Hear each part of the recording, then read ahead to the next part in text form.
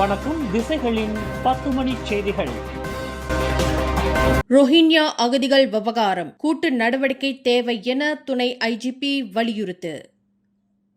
மலேசியாவில் அதிகரித்து வரும் ரோஹிங்யா அகதிகள் மற்றும் அவர்களின் சட்டவிரோத குடியிருப்புகள் குறித்த பிரச்சினைக்கு பல்வேறு அரசு ஏஜென்சிகளின் கூட்டு நடவடிக்கை அவசியம் என்று போலீஸ் படை துணைத் தலைவர் தான்ஸ்ரீ அயூப் கான் மைடீன் பிச்சை தெரிவித்துள்ளார். இன்று நடைபெற்ற செய்தியாளர் சந்திப்பில் பேசிய துணை ஐஜிபி அகதிகள் விவகாரத்தை மலேசிய போலீஸ் படை மட்டும் தனித்து தீர்த்துவிட முடியாது என்றும் அனைத்துலக சமூகத்தின் ஒருங்கிணைந்த அணுகுமுறை இதற்கு தேவை என்றும் குறிப்பிட்டார். தற்போதைய புள்ளி விவரங்களின்படி மலேசியாவில் 2,19,472 அகதிகள் அடைக்கலம் கேட்டு ஐநா தூதரக அட்டையை வைத்துள்ளனர். இதில் 1,97,000 பேர் மியான்மர் நாட்டைச் சேர்ந்தவர்கள். இதில் 1,28,200 பேர் ரோஹிங்யா இனத்தவர்கள் ஆவர் என்று அயூப்கான் விளக்கினார். சமூக ஊடகங்களில் செய்திகள் பரவும் போது மட்டுமல்லாமல் சட்டவிரோத குடியிருப்புகளுக்கு எதிராக போலீசார் தொடர் சோதனைகளை நடத்தி வருவதாக அயூப்கான் கூறினார். மேலும் அந்தமான் கடலில் அகதிகளுக்காக தனியாக இடைத்தங்கல் முகாம் அமைப்பது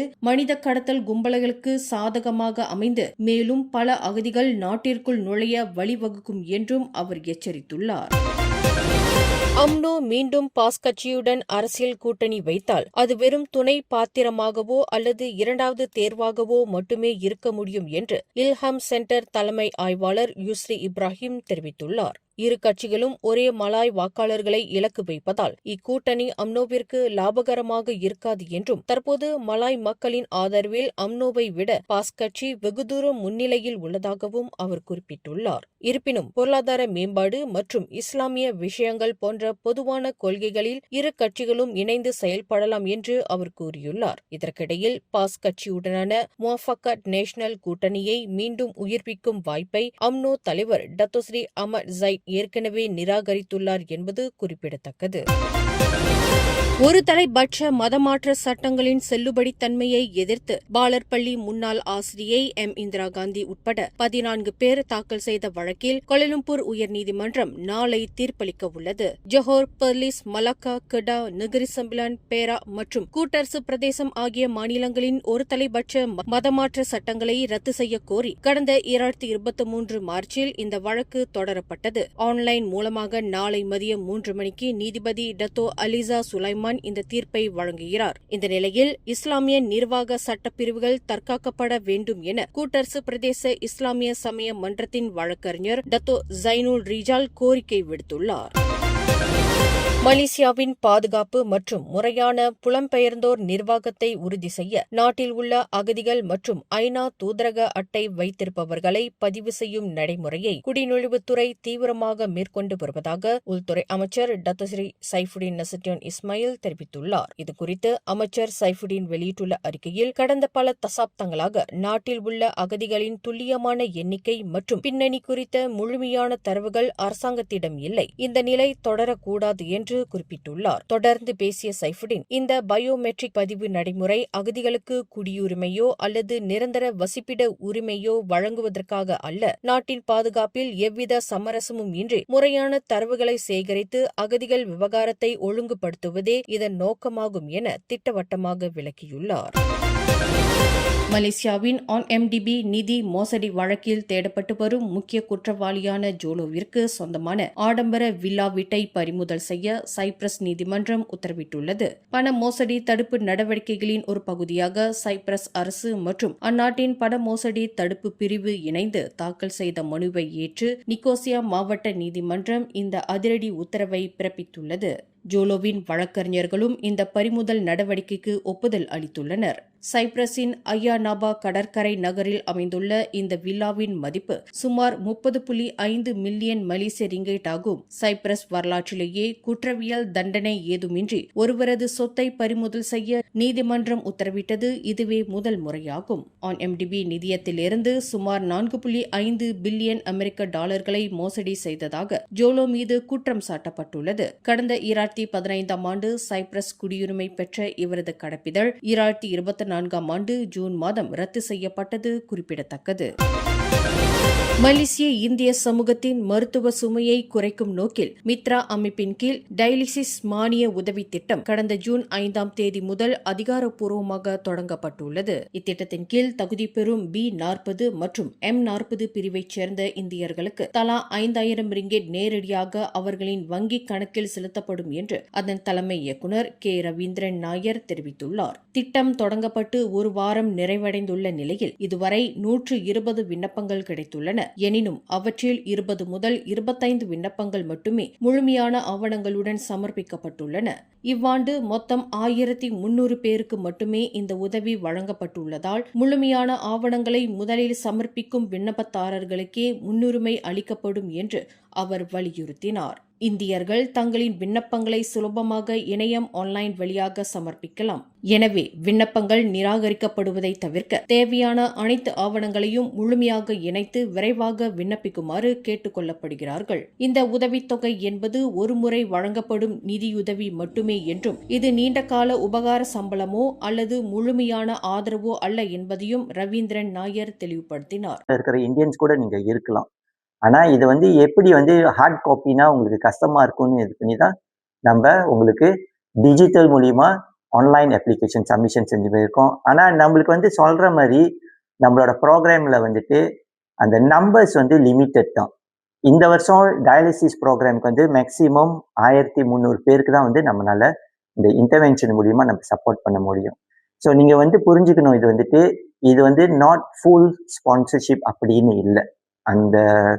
அந்த ஸ்காலர்ஷிப் இது ஸ்காலர்ஷிப்னு சொல்லலை, பட் இந்த உதவி இந்த பண உதவி ஒரு 1300 பேருக்கு நம்ம சப்போர்ட் பண்ண முடியும் இந்த வருஷத்துக்கு. ஸோ மெயினாக அரசாங்கம் மூலிமா மற்ற அரசாங்க ஏஜென்சி மூலிமாவும் உங்களுக்கு அந்த டயாலிசிஸுக்கு பந்துவான் கிடைக்கிது. எது குறைவா இருக்கோ அந்த இடத்துல தான் நம்ம ஒரு இன்டர்வென்ஷன் ப்ரோக்ராம் மாதிரி இது நம்ம உங்களுக்கு சப்போர்ட் பண்ணுறோம். ஸோ இந்த டயாலிசிஸ் ப்ரோக்ராம் நம்ம இன்னைக்கும் நேற்றுமா செய்யலை. கடந்த 2022லேருந்து இந்த ப்ரோக்ராம் நம்ம கண்டினியூஸாக செஞ்சுக்கிட்டு தான் இருக்கிறோம். ஸோ நீங்கள் பார்த்தீங்கன்னா இந்த 2022ல் நம்ம 200 பேருக்கு இந்த டயாலிசிஸ் மூலியமா ஃபைனான்சியல் அசிஸ்டன்ஸ் கொடுத்துருக்கோம். 2023ல் பார்த்தீங்கன்னா 1119 பேருக்கு இந்த பண உதவி செஞ்சுருக்கோம். ஆனால் ஒவ்வொரு வருஷமும் நம்பர்ஸ் இன்க்ரீஸ் பண்ணுது. கடந்த 2025ல் 1250 பேர். ஸோ நீங்கள் டோட்டலாக 2022லேருந்து 2025 வரைக்கும் கணக்கு பண்ணனா ஏறக்குறைய நம்ம 3268 பேர்த்துக்கு நம்ம இந்த பண உதவி செஞ்சுருக்கோம். டோட்டலாக ஒரு 34.7 மில்லியன் கிட்ட நம்ம உதவி பண்ணியிருக்கோம். ஸோ நம்மளால முடிஞ்ச வரைக்கும் நம்ம உதவி செய்யணும்னு தான் நினைக்கிறோம். ஆனால் நீங்களும் எங்களுக்கு உதவி பண்ணணும். எப்படின்னா நிச்சயமா நீங்க அப்ளிகேஷன் சப்மிஷன் செய்யறப்ப அந்த ஃபுல் டாக்குமெண்ட்ஸோட தான் நீங்க அப்ளிகேஷன் போடணும். நீங்க அந்த ஃபுல் டாக்குமெண்டேஷன்ஸ் அப்ளிகேஷன்ல நீங்க அட்டாச் பண்ணலைன்னா நிச்சயமா நம்மளுக்கு அது ஒரு பெரிய சேலஞ்சஸ். ப்ராசஸ் பண்றதுக்கு நம்மளுக்கு சூழ்நிலையே இல்லை.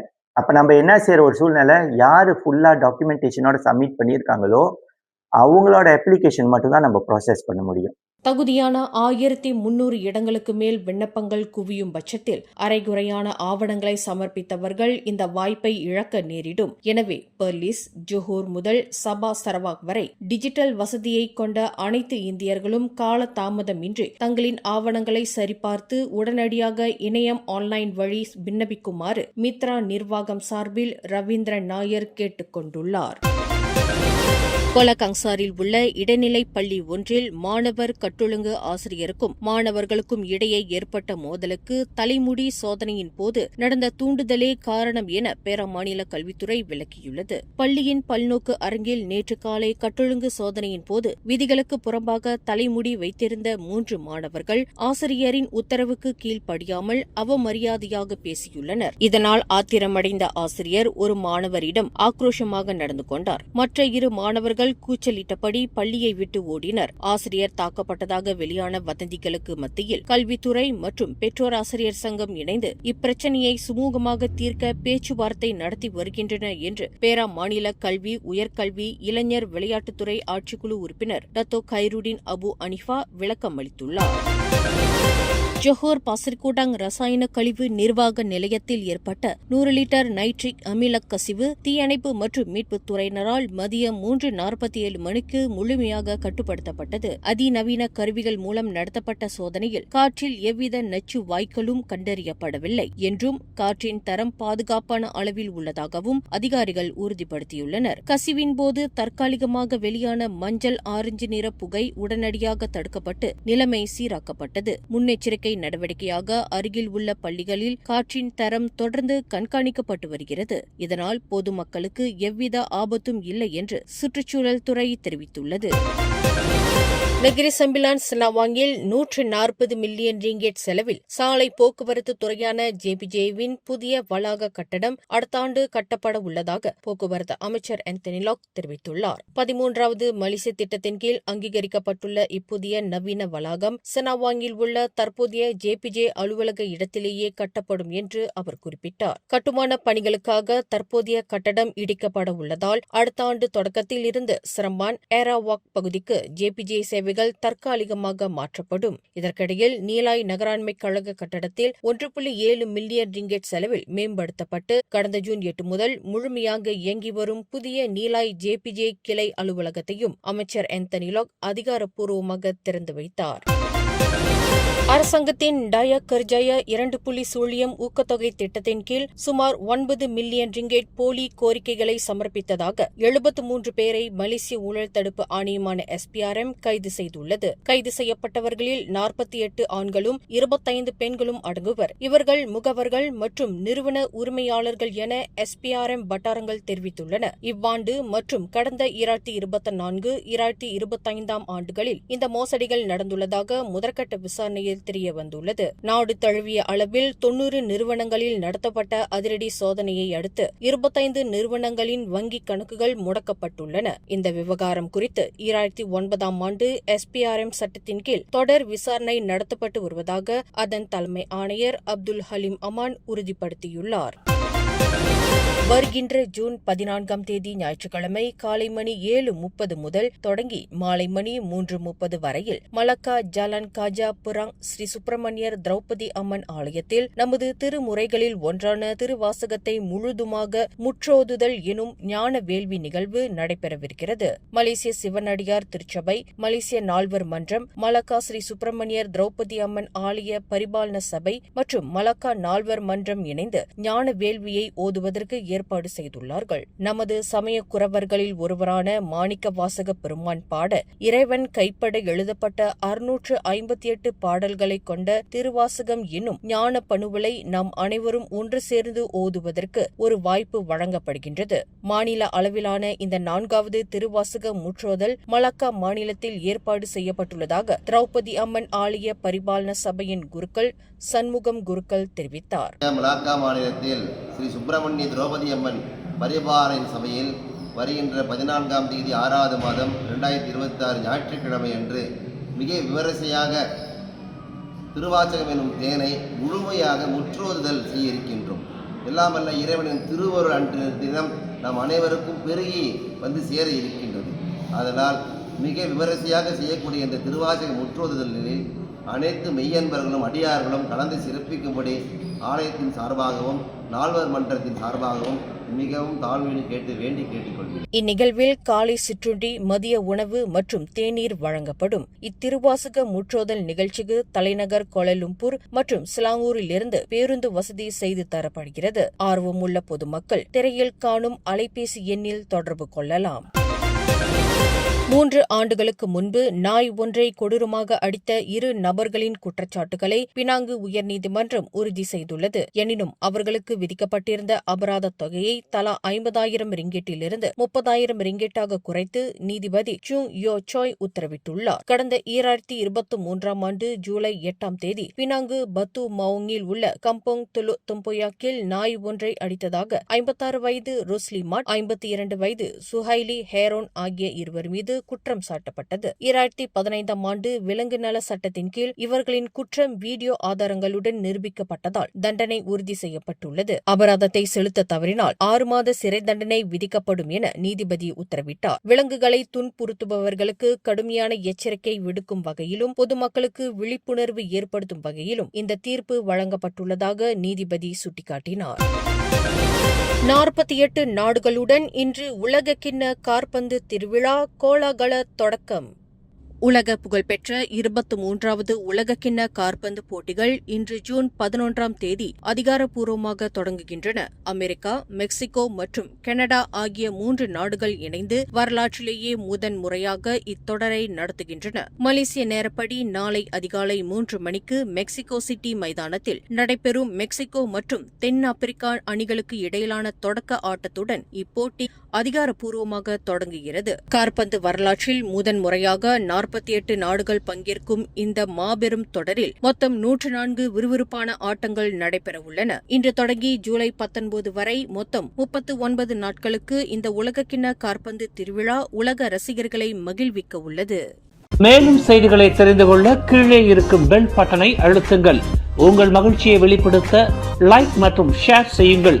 தொடர்ந்து திசைகளோடு இணைந்திருக்க சப்ஸ்கிரைப் செய்யுங்கள்.